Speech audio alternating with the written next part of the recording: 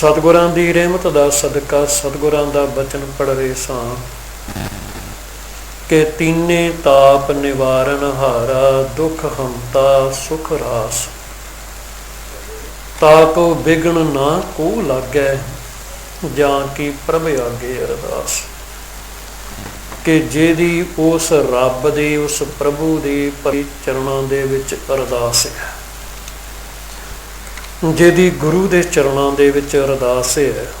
क्यों जो सतगुरु गुरु पातशाह जी का बचन पढ़ते हैं कि गुरु और परमेश्वर दोवें एक ने, गुर परमेश्वर एक हो जान, पार ब्रह्म गुर ना ही भेद। गुरु विच और पार ब्रह्म परमेश्वर दे विच कोई भेद नहीं।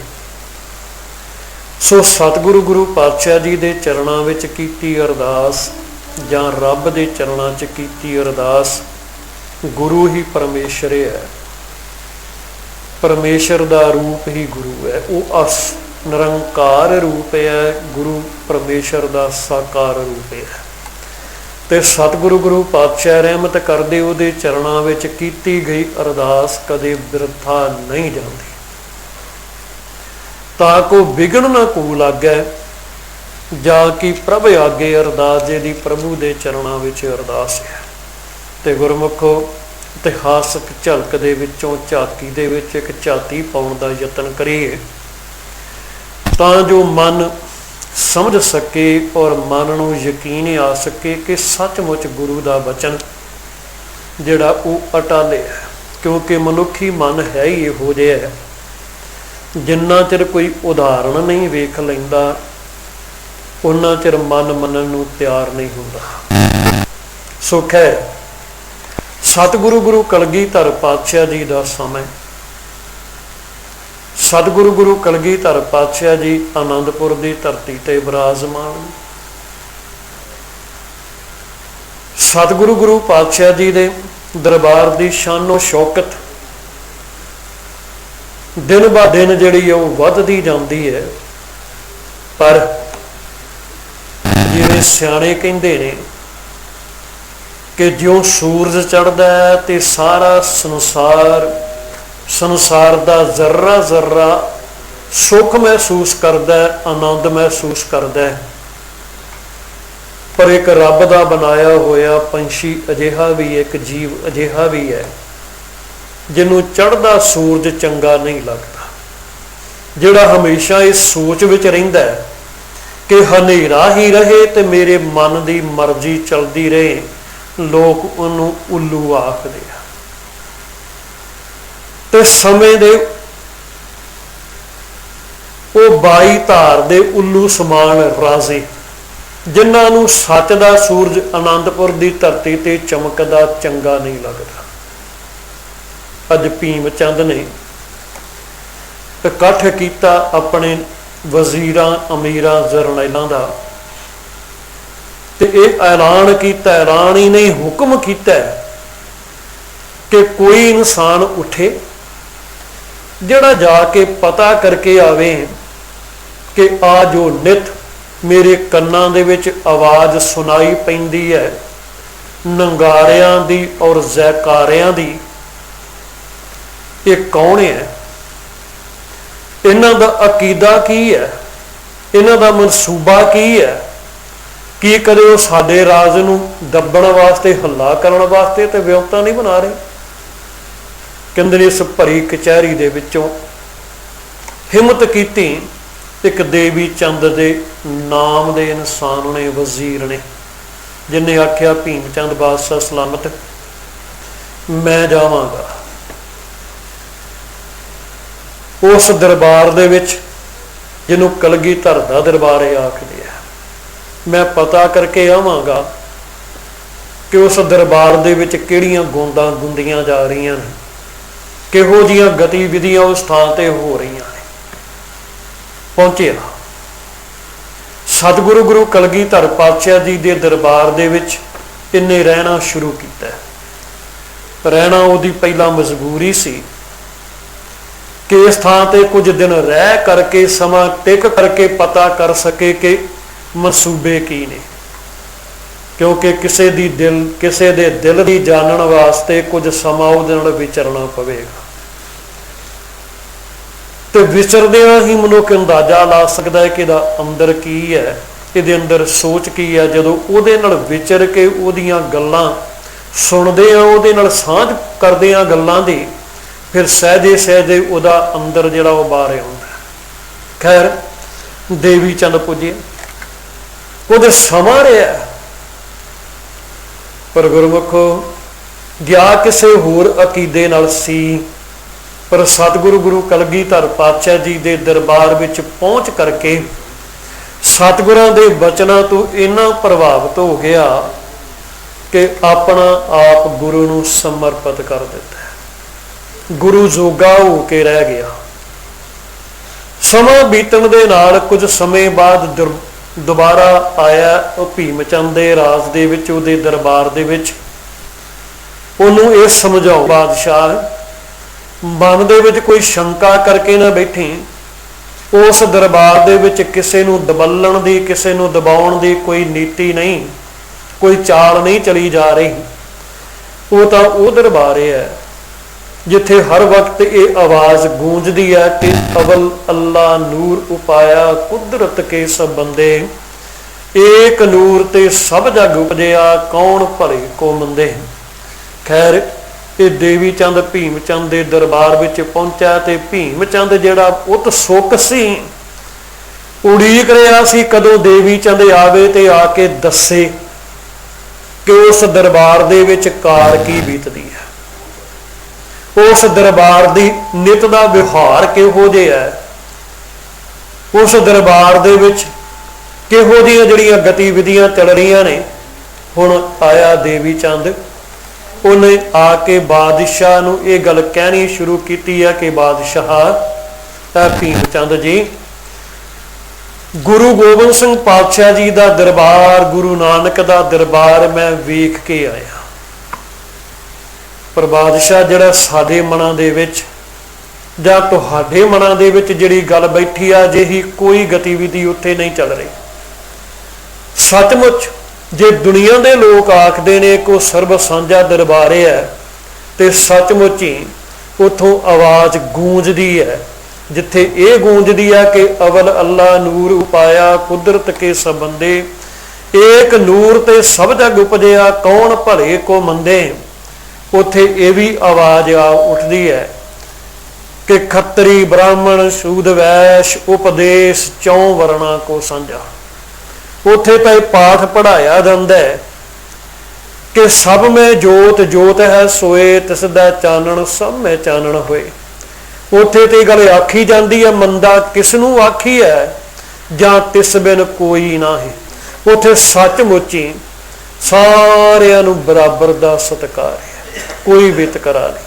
ਕਿਸੇ ਕੌਮ ਦਾ ਹੋਵੇ, ਕਿਸੇ ਮਜ਼ਹਬ ਦਾ ਹੋਵੇ, ਕਿਸੇ ਵਰਣ ਦਾ ਹੋਵੇ, ਕਿਸੇ ਜਾਤ ਦਾ ਹੋਵੇ, ਕਿਸੇ ਪਾਤ ਦਾ ਹੋਵੇ, ਕੋਈ ਵਿਤਕਰਾ ਨਹੀਂ ਕੀਤਾ ਜਾਂਦਾ। ਤੇ ਭੀਮ ਚੰਦ ਜਿਹੜਾ ਇਹ ਸੁਣਨਾ ਚਾਹੁੰਦਾ ਸੀ ਕਿ ਆ ਕਰਕੇ ਦੇਵੀ ਚੰਦ ਮੈਨੂੰ ਦੱਸੇ ਕਿ ਉਹਦੇ ਵਿੱਚ ਆ ਖਾਮੀਆਂ, ਉਹਦੀ ਆ ਬਾਹੀ ਕਮਜ਼ੋਰ ਹੈ, ਉਹਦੇ ਉੱਤੇ ਦਰਬਾਰ ਦੇ ਵਿੱਚ ਇਹੋ ਜਿਹੀ ਗਤੀਵਿਧੀ ਚੱਲ ਰਹੀ ਹੈ, ਮੈਂ ਉਸ ਦਰਬਾਰ ਤੇ ਹੱਲਾ ਕਰਾਂ ਤੇ ਇਸ ਗੁਰੂ ਘਰ ਨੂੰ, ਇਸ ਦਰਬਾਰ ਨੂੰ ਉਜਾੜ ਕੇ ਰੱਖ ਦੇਵਾਂ। ਜਦੋਂ ਇਸ ਭੀਮ ਚੰਦ ਨੇ ਦੇਵੀ ਚੰਦ ਦੇ ਕੋਲੋਂ ਸੁਣੀਆਂ ਨੇ ਸਿਫਤਾਂ, ਮਨ ਦੇ ਵਿੱਚ ਗੁੱਸੇ ਨੇ ਉਬਾਲਾ ਖਾਧਾ ਤੇ ਭੀਮ ਚੰਦ ਦੇਵੀ ਚੰਦ ਨੂੰ ਟੋਕ ਕੇ ਆਖਦਾ, ਕਹਿੰਦਾ ਉਹ ਦੇਵੀ ਚੰਦਾ, ਤੈਨੂੰ ਗੁਰੂ ਦਰਬਾਰ ਦੇ ਵਿੱਚ ਇਹ ਕੁਝ ਸੁਣਨ ਵਾਸਤੇ ਜਾਂ ਸੁਣ ਕੇ ਆਉਣ ਵਾਸਤੇ ਨਹੀਂ ਸੀ ਆਖਿਆ ਗਿਆ ਕਿ ਉਹਦੀਆਂ ਸਿਫਤਾਂ ਆ ਕੇ ਮੇਰੇ ਕੋਲ ਕਰੀ। ਦੱਸ ਉਸ ਦਰਬਾਰ ਨੂੰ ਤਹਿਸ਼ ਨਹਿਸ਼ ਕਰਨ ਵਾਸਤੇ ਕਿਹੜਾ ਬਾਈ ਉਹਦੀ ਕਮਜ਼ੋਰ ਹੈ ਜਿੱਥੋਂ ਹੱਲਾ ਕੀਤਾ ਜਾ ਸਕੇ। ਉੱਥੇ ਕਿਹੋ ਜਿਹੀਆਂ ਗਤੀਆਂ ਵਧੀਆਂ ਚੱਲਦੀਆਂ, ਤਨਖਾਹ ਤੂੰ ਮੇਰੇ ਕੋਲ ਲੈਣਾ, ਟੱਬਰ ਤੇਰਾ ਮੇਰੇ ਦਰਬਾਰ ਮੇਰੇ ਰਾਜ ਦੇ ਵਿੱਚੋਂ ਲੈ ਕੇ ਤਨਖਾਹ ਪਲਦਾ ਤੇ ਸਿਫਤਾਂ ਕਲਗੀਧਰ ਦੀਆਂ ਕਰਦਾ। ਮੈਂ ਇਹ ਸੁਣਨਾ ਨਹੀਂ ਚਾਹੁੰਦਾ, ਮੇਰਾ ਹੁਕਮ ਹੈ ਕਿ ਉਸ ਦਰਬਾਰ ਨੂੰ ਜਿਹੜਾ ਉਹ ਖਤਮ ਕਰਨਾ ਹੈ, ਨਾਸ ਕਰਨਾ ਹੈ, ਉਸ ਦਰਬਾਰ ਦੀ ਸ਼ਾਨੋ ਸ਼ੌਕਤ ਮਟਾਉਣੀ ਹੈ। ਜਿਹੜਾ ਦਰਬਾਰ ਸਾਡੇ ਰਾਜਿਆਂ ਦੀ ਤਰ੍ਹਾਂ ਸਜਦਾ ਹੈ, ਜਿੱਥੇ ਸਾਡੇ ਤਰ੍ਹਾਂ ਸਿਰ ਤੇ ਛਤਰ ਝੁਲਦੇ ਨੇ, ਜਿੱਥੇ ਸਿਰ ਤੇ ਚੌਰਾਂ ਹੁੰਦੀਆਂ ਨੇ, ਜਿੱਥੇ ਬਾਦਸ਼ਾਹ ਦੀ ਤਰ੍ਹਾਂ ਨਗਾਰੇ ਖੜਕਾਏ ਜਾਂਦੇ ਨੇ, ਜਿੱਥੇ ਬਾਦਸ਼ਾਹ ਦੀ ਤਰ੍ਹਾਂ ਜੰਗੀ ਟ੍ਰੇਨਿੰਗਾਂ ਦਿੱਤੀਆਂ ਜਾਂਦੀਆਂ ਨੇ, ਦੱਸ ਕਿੰਨੀ ਫੌਜ ਚਾਹੀਦੀ ਹੈ। ਉਹ ਲੈ ਕੇ ਫੌਜ ਆਨੰਦਪੁਰ ਤੇ ਹੱਲਾ ਕਰ ਤੇ ਉਸ ਦਰਬਾਰ ਨੂੰ ਉਜਾੜ ਕੇ ਰੱਖ ਦੇ। ਦੇਵੀ ਚੰਦ ਨੇ ਫਿਰ ਆਖਿਆ, ਭੀਮ ਚੰਦਾ, ਗੁਰੂ ਦਰਬਾਰ ਦੇ ਵਿੱਚ ਤੇ ਹੱਲਾ ਕਰਕੇ ਜਾਣਾ ਕੋਈ ਸ਼ੋਭਨੀਕ ਗੱਲ ਨਹੀਂ। ਉਹਦਾ ਗੁਰੂ ਦਾ ਕਿਸੇ ਦਰਬਾਰ ਦੇ ਨਾਲ, ਕਿਸੇ ਘਰ ਦੇ ਨਾਲ, ਕਿਸੇ ਇਨਸਾਨ ਦੇ ਨਾਲ ਵੈਰ ਨਹੀਂ, ਉਹ ਤਾਂ ਨਿਰਵੈਰ ਹੈ। ਮੈਂ ਤਾਂ ਚਾਹੁੰਦਾ ਉਸ ਦਰਬਾਰ ਦੇ ਨਾਲ ਪਿਆਰ ਵਧਾ ਕੇ ਉਹਦੀ ਰਹਿਮਤ ਪ੍ਰਾਪਤ ਕਰ ਲਈ ਜਾਵੇ। ਪਰ ਗੁਰਮੁਖੋ, ਜਦੋਂ ਕੋਈ ਡਰ ਜਾਵੇ ਤੇ ਫਿਰ ਡਰ ਦੇ ਅਧੀਨ ਜਿਹੜਾ ਫੈਸਲਾ ਕਰ ਲਵੇ, ਫਿਰ ਮਨੁੱਖ ਨੂੰ ਸਮਝਾਉਣ ਦਾ ਯਤਨ ਵੀ ਕਰੇ ਤੇ ਥੋੜੀ ਕਿਤਿਆਂ ਸਮਝਦਾ ਨਹੀਂ। ਭੀਮ ਚੰਦ ਦੇ ਅੰਦਰ ਇੱਕ ਡਰ ਬਹਿ ਚੁੱਕਾ ਸੀ ਕਿ ਜੇ ਗੁਰੂ ਗੋਬਿੰਦ ਸਿੰਘ ਦੇ ਦਰਬਾਰ ਦੀ ਤਾਕਤ ਇਸੇ ਤਰ੍ਹਾਂ ਵੱਧਦੀ ਗਈ ਤੇ ਉਹ ਦਿਨ ਦੂਰ ਨਹੀਂ ਜਦੋਂ ਇਹਨੇ ਸਾਡੀਆਂ ਰਿਆਸਤਾਂ ਨੂੰ ਨੱਪ ਲੈਣਾ। ਇਸ ਕਰਕੇ ਚਿੰਗਾਰੀ ਨੂੰ ਭਾਂਬੜ ਬਣ ਤੋਂ ਪਹਿਲਾਂ ਬੁਝਾ ਦਿੱਤਾ ਜਾਵੇ। ਇਸ ਕਰਕੇ ਦੇਵੀ ਚੰਦਾ, ਉਸ ਦਰਬਾਰ ਤੇ ਹੱਲਾ ਕਰਕੇ ਜਾਣਾ, ਬੋਲ ਕਿੰਨੀਆਂ ਫੌਜਾਂ ਚਾਹੀਦੀਆਂ। ਦੇਵੀ ਚੰਦ ਨੇ ਫਿਰ ਆਖਿਆ, ਕਹਿੰਦਾ ਹੱਲਾ ਕਰਕੇ ਨਹੀਂ ਜਾ ਸਕਦਾ। ਬਾਦਸ਼ਾਹ ਗੁੱਸੇ ਦੇ ਵਿੱਚ ਆਉਂਦਾ ਹੈ, ਕਹਿੰਦਾ ਗੱਲਾਂ ਦੋ ਨੇ, ਜਾਂ ਤਾਂ ਗੁਰੂ ਦਰਬਾਰ ਤੇ ਹੱਲਾ ਕਰਨ ਦੀ ਤਿਆਰੀ ਕਰਨਾ ਹੈ ਤੇ ਆਈ ਮੌਤੇ ਮਾਰਿਆ ਜਾਵੇਗਾ ਕਿ ਆਉਣ ਵਾਲੀਆਂ ਤੇਰੀਆਂ ਨਸਲਾਂ ਵੀ ਯਾਦ ਕਰਨਗੀਆਂ ਕਿ ਕਿਸੇ ਨੇ ਬਾਦਸ਼ਾਹ ਦੀ ਗੱਲ ਨੂੰ ਟੋਕਿਆ ਸੀ। ਪਰ ਗੁਰਮੁਖੋ, ਜਦੋਂ ਸੱਚਮੁੱਚ ਕਿਸੇ ਨਾਲ ਅੰਦਰੋਂ ਪਿਆਰ ਹੋ ਜਾਂਦਾ ਹੈ, ਜੇ ਪਿਆਰ ਸੱਚਮੁੱਚ ਹੈ ਤੇ ਫਿਰ ਮਨੁੱਖ ਆਪਣਾ ਆਪ ਤੋਂ ਨਿਸ਼ਾਵਰ ਕਰਨ ਵਾਸਤੇ ਵੀ ਤਿਆਰ ਹੋ ਜਾਂਦਾ ਹੈ। ਆਪਣੀ ਜਾਨ ਦੀ ਪਰਵਾਹ ਵੀ ਨਹੀਂ ਕਰਦਾ ਪਿਆਰੇ ਦੀ ਪਿਆਰ ਦੀ ਖਾਤਰ। ਇਸ ਭੀਮ ਚੰਦ ਨੇ ਜਿਹੜਾ ਹੈ ਹੁਕਮ ਕਰ ਦਿੱਤਾ, ਦੇਵੀ ਚੰਦ ਨੇ ਜਵਾਬ ਦੇ ਦਿੱਤਾ। ਕਹਿੰਦਾ, ਦੇਵੀ ਚੰਦਾ, ਤੇਰੇ ਕੋਲ 2 ਦਿਨ ਦਾ ਸਮਾਂ, ਜੇ ਮੰਨ ਜਾਵੇਂ ਤੇ ਬਚ ਜਾਵੇਂਗਾ, ਵਰਨਾ ਸਜ਼ਾ ਮਿਲੇਗੀ। ਕਹਿੰਦੇ ਸਮਾਂ ਵੀ ਬੀਤਿਆ। ਅੱਜ ਫਿਰ ਭੀਮ ਚੰਦ ਸਾਹਮਣੇ ਆ ਕੇ ਦੇਵੀ ਚੰਦ ਦੇ ਆਖਦਾ ਕਿ ਦੇਵੀ ਚੰਦਾ ਸੁਣਾ। ਕਹਿੰਦਾ, ਬਾਦਸ਼ਾਹ, ਮੈਂ ਆਪਣੇ ਅਕੀਦੇ ਤੇ ਇੱਕ ਅਟਲ ਹਾਂ, ਗੁਰੂ ਦਰਬਾਰ ਤੇ ਚੜ੍ਹਾਈ ਕਰਕੇ ਨਹੀਂ ਜਾ ਸਕਦਾ। ਤੇ ਭੀਮ ਚੰਦ ਨੇ ਆਖਿਆ, ਜੇ ਚੜ੍ਹਾਈ ਕਰਕੇ ਨਹੀਂ ਜਾ ਸਕਦਾ ਫਿਰ ਮਰਨ ਵਾਸਤੇ ਤਿਆਰ ਹੋ ਜਾ। ਮੁੱਕਦੀ ਗੱਲ। ਗੁਰਮੁਖੋ, ਹੁਕਮ ਕਰ ਦਿੱਤਾ ਜਲਾਦਾਂ ਨੂੰ ਕਿ ਦੇਵੀ ਚੰਦ ਨੂੰ ਫੜ ਕੇ ਪਹਾੜੀ ਤੇ ਲਿਜਾਇਆ ਜਾਵੇ, ਗਰਮ ਕਰਕੇ ਕੇਲੇ ਦੀ ਅੱਖਾਂ ਦੇ ਵਿੱਚ ਠੋਕੇ ਜਾਣ, ਫਿਰ ਇਹਨੂੰ ਪਹਾੜੀ ਤੋਂ ਧੱਕਾ ਦੇ ਦਿੱਤਾ ਜਾਵੇ ਤੇ ਇਹਨੂੰ ਵੀ ਪਤਾ ਚੱਲੇ ਤੇ ਦੁਨੀਆ ਦੇ ਲੋਕਾਂ ਨੂੰ ਵੀ ਪਤਾ ਚੱਲੇ ਕਿ ਦੇਵੀ ਚੰਦ ਜਿਸ ਗੁਰੂ ਤੇ ਮਾਣ ਕਰਦਾ ਸੀ, ਉਸ ਗੁਰੂ ਨੇ ਇਹਦਾ ਕੁਝ ਵੀ ਨਹੀਂ ਸਵਾਰਿਆ, ਇਹਦਾ ਕੱਖ ਵੀ ਨਹੀਂ ਸਵਾਰਿਆ। ਜਲਾਦਾਂ ਨੇ ਫੜ ਲਿਆ, ਪਹਾੜੀ ਤੇ ਲੈ ਗਏ ਹੈ, ਇਹਦੇ ਹੱਥਾਂ ਪੈਰਾਂ ਨੂੰ ਬੰਨਿਆ ਹੋਇਆ ਹੈ ਇੱਕ ਦਰਖਤ ਦੇ ਨਾਲ, ਇਹਨੂੰ ਬੰਨ ਦਿੱਤਾ ਗਿਆ। ਇਹਦੀਆਂ ਅੱਖਾਂ ਤੇ ਪੱਟੀ ਬੰਨੀ ਹੋਈ ਹੈ। ਕੋਲੇ ਦੇ ਕਿੱਲ ਗਰਮ ਕਰਨੇ ਸ਼ੁਰੂ ਕਰ ਦਿੱਤੇ ਤੇ ਜਲਾਦਾਂ ਦੀ ਗੱਲ ਨੂੰ ਸੁਣ ਕੇ ਕਿ ਕਿੱਲ ਗਰਮ ਕਰਦੇ ਆ, ਦੇਵੀ ਚੰਦਾ, ਤੇਰੇ ਕੋਲ ਸਮਾਂ ਹੈ ਕਿ ਜਿੰਨਾ ਸਮਾਂ ਕਿੱਲ ਗਰਮ ਹੁੰਦਿਆਂ ਲੱਗਦਾ ਹੈ, ਇੰਨੇ ਸਮੇਂ 'ਚ ਅਜੇ ਵੀ ਫੈਸਲਾ ਕਰ ਲਵੇ ਗੁਰੂ ਦਰਬਾਰ ਤੇ ਚੜ੍ਹਾਈ ਕਰਨ ਦਾ ਤੇ ਬਾਦਸ਼ਾਹ ਦੇ ਕੋਲੋਂ ਤੈਨੂੰ ਮਾਫੀ ਮਿਲ ਸਕਦੀ ਹੈ, ਤੇਰੀ ਜ਼ਿੰਦਗੀ ਬਚ ਸਕਦੀ ਹੈ। ਪਰ ਇਹ ਦੇਵੀ ਚੰਦ ਜਿਹੜਾ ਗੁਰੂ ਦੇ ਰੰਗ ਵਿੱਚ ਰੰਗਿਆ ਹੋਇਆ ਸੀ, ਜਿਹੜਾ ਗੁਰੂ ਦੇ ਪਿਆਰ ਦੇ ਵਿੱਚ ਰੰਗਿਆ ਹੋਇਆ ਸੀ, ਉਹਨੇ ਇਨਕਾਰ ਕਰਦੇ ਆਖਿਆ, ਕਹਿੰਦੇ ਜਲਾਦੋ, ਤੁਸੀਂ ਕਿੱਲ ਗਰਮ ਕਰੋ, ਮੈਂ ਆਪਣੇ ਮਨ ਨੂੰ ਗੁਰੂ ਚਰਨਾਂ ਵਿੱਚ ਜੋੜ ਕੇ ਆਪਣੇ ਪ੍ਰੀਤਮ ਨੂੰ ਇੱਕ ਸੁਨੇਹਾ ਭੇਜ ਲਵਾਂ। ਉਹਨਾਂ ਕੁ ਸਮਾਂ ਜਿੰਨਾ ਕੁ ਸਮਾਂ ਤੁਹਾਨੂੰ ਕਿੱਲ ਗਰਮ ਕਰਦਿਆਂ ਲੱਗਦਾ ਹੈ। ਖੈਰ, ਇੱਧਰ ਕਿੱਲ ਗਰਮ ਹੋਏ, ਦੇਵੀ ਚੰਦ ਨੂੰ ਆਖਿਆ ਗਿਆ, ਦੇਵੀ ਚੰਦਾ ਤਿਆਰ ਹੋ। ਤੇ ਗੁਰਮੁਖੋ, ਇਤਿਹਾਸ ਕਹਿੰਦਾ ਦੇਵੀ ਚੰਦ ਨੇ ਸਤਿਗੁਰੂ ਗੁਰੂ ਕਲਗੀਧਰ ਪਾਤਸ਼ਾਹ ਜੀ ਦੇ ਚਰਨਾਂ ਵਿੱਚ ਸੁਰਤ ਟਿਕਾ ਕੇ ਇਹ ਗੱਲ ਆਖੀ ਹੈ, ਤੇ ਜਾਂ ਫਿਰ ਤੈਨੂੰ ਤੇਰੇ ਦਰਬਾਰ ਦੀ ਸਚਾਈ ਇਸ ਭੀਮ ਚੰਦ ਦੇ ਦਰਬਾਰ ਵਿੱਚ ਪੇਸ਼ ਕੀਤੀ। ਤੇ ਉਸ ਸੱਚਾਈ ਦਾ ਸਦਕਾ ਮੇਰੇ ਅੱਖਾਂ ਦੇ ਵਿੱਚ ਕਿਲ ਠੁਕਣ ਲੱਗੇ ਨੇ। ਸਤਿਗੁਰਾ, ਇਹ ਕਿਲ ਮੇਰੀ ਅੱਖਾਂ ਵਿੱਚ ਠੁਕ ਜਾਣਗੇ ਤੇ ਦੇਵੀ ਚੰਦ ਤਾਂ ਮਰ ਜਾਵੇਗਾ, ਪਰ ਦੁਨੀਆ ਦੇ ਲੋਕਾਂ ਨੇ ਇਹ ਗੱਲ ਆਖਣੀ ਹੈ ਕਿ ਜਿਸ ਕਲਗੀਧਰ ਪਾਤਸ਼ਾਹ ਜੀ ਤੇ ਦੇਵੀ ਚੰਦ ਨੂੰ ਇੰਨਾ ਮਾਣ ਸੀ, ਜਿਸ ਦਰਬਾਰ ਦੀ ਸਚਾਈ ਵਾਸਤੇ, ਜਿਸ ਦਰਬਾਰ ਦੀ ਵਡਿਆਈ ਵਾਸਤੇ ਆਪਣੇ ਆਪ ਨੂੰ ਨਿਸ਼ਾਵਰ ਕਰ ਗਿਆ, ਗੁਰੂ ਨੇ ਉਹਦਾ ਕੱਖ ਨਾ ਸਵਾਰਿਆ, ਗੁਰੂ ਨੇ ਉਹਦੀ ਬੌੜੀ ਨਾ ਕੀਤੀ। ਲੋਕਾਂ ਲਾਂਭਾ ਤੈਨੂੰ ਦੇਣਾ ਹੈ।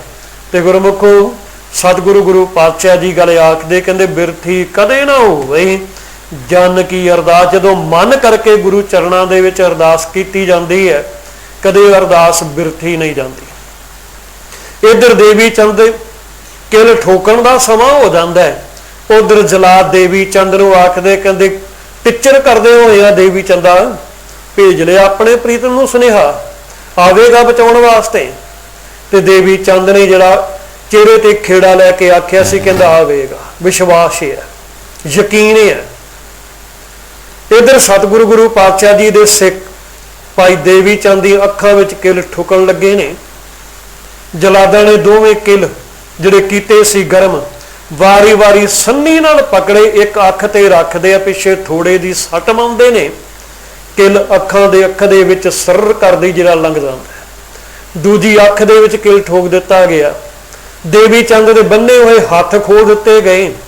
ਜਿਸ ਦਰਖਤ ਨਾਲ ਇਹਨੂੰ ਬੰਨਿਆ ਹੋਇਆ ਸੀ, ਉਸ ਦਰਖਤ ਨਾਲੋਂ ਖੋਲ ਕੇ ਇਹਨੂੰ ਪਹਾੜੀ ਤੋਂ ਧੱਕਾ ਦੇ ਦਿੱਤਾ ਗਿਆ, ਇਹ ਜਾਣ ਕੇ ਕਿ ਹੁਣ ਦੇਵੀ ਚੰਦ ਇਹ ਦਰਦ ਨਾਲ ਸਹਾਰਦਾ ਹੋਇਆ ਤੇ ਇਸ ਪਹਾੜੀ ਤੋਂ ਰਿੜਦਾ, ਇਹ ਤੇ ਪੱਥਰਾਂ ਨਾਲ ਵੱਜਦਾ ਹੋਇਆ ਜਾਵੇਗਾ। ਕਹਿੰਦੇ ਰੀੜ ਕੇ ਵਾਪਸ ਆ ਗਿਆ। ਇੱਧਰ ਦੇਵੀ ਚੰਦ ਰਿੜਦਾ ਹੋਇਆ ਪਹਾੜੀ ਤੋਂ, ਵੱਜਦਾ ਹੋਇਆ ਪੱਥਰਾਂ ਵੱਟਿਆਂ ਦੇ ਨਾਲ, ਅਖੀਰ ਪਹਾੜੀ ਦੇ ਪੈਰਾਂ ਵਿੱਚ ਆ ਕੇ ਰੁਕਦਾ। ਤੇ ਜਦੋਂ ਹਿੰਮਤ ਕਰਕੇ ਉੱਠਦਾ, ਹਿੰਮਤ ਕਰਕੇ ਉੱਠਦਾ, ਇਤਿਹਾਸ ਕਹਿੰਦਾ ਕਿ ਇਹਨੇ ਆਪਣੀਆਂ ਅੱਖਾਂ ਤੇ ਬੰਨੀ ਹੋਈ ਪੱਟੀ ਨੂੰ ਖੋਲਿਆ। ਜਦੋਂ ਦੋਨਾਂ ਹੱਥਾਂ ਨਾਲ ਆਪਣੀ ਅੱਖਾਂ ਨੂੰ ਮਲ ਕੇ ਤੇ ਖੋਲਣ ਦਾ ਯਤਨ ਕੀਤਾ ਤੇ ਅੱਖਾਂ 9 ਬਰ 9 ਨੇ। ਗੁਰੂ ਕਲਗੀਧਰ ਪਾਤਸ਼ਾਹ ਦੇ ਦਰਬਾਰ ਦਾ ਯਕੀਨ ਹੋਰ ਮਨ ਦੇ ਵਿੱਚ ਪੱਕਾ ਹੋ ਗਿਆ ਕਿ ਠੋਕੇ ਮੇਰੀ ਅੱਖਾਂ ਦੇ ਵਿੱਚ ਕਿੱਲ ਗਏ ਨੇ, ਪਰ ਉਹ ਕਿੱਲ ਮੇਰੀਆਂ ਅੱਖਾਂ ਦੇ ਵਿੱਚ ਨਾ ਤਾਂ ਮੌਜੂਦ ਨੇ ਤੇ ਨਾ ਮੇਰੀ ਅੱਖਾਂ ਦਾ ਕੁਝ ਵਿਗਾੜ ਸਕੇ ਨੇ। ਉਹਨੇ ਫੈਸਲਾ ਕੀਤਾ, ਨਾ ਘਰ ਨੂੰ ਜਾਣਾ, ਨਾ ਭੀਮ ਚੰਦ ਦੇ ਦਰਬਾਰ ਨੂੰ ਜਾਣਾ, ਤੇ ਗੁਰੂ ਕਲਗੀਧਰ ਪਾਤਸ਼ਾਹ ਜੀ ਦੇ ਦਰਬਾਰ ਨੂੰ ਤੁਰ ਪੈਂਦਾ। ਸੋ ਗੁਰਮੁਖੋ, ਸਤਿਗੁਰਾਂ ਦਾ ਬਚਨ ਪੜ੍ਹ ਰਹੇ ਸਾਂ ਕਿ ਤੀਨੇ ਤਾਪ ਨਿਵਾਰਨ ਹਾਰਾ, ਦੁੱਖ ਹੰਤਾ ਸੁਖ ਰਾਸ, ਤਾ ਕੋ ਵਿਗਣ ਨਾ ਕੋ ਲਾਗੈ, ਜਾਂ ਕੀ ਪ੍ਰਭ ਆਗੇ ਅਰਦਾਸ।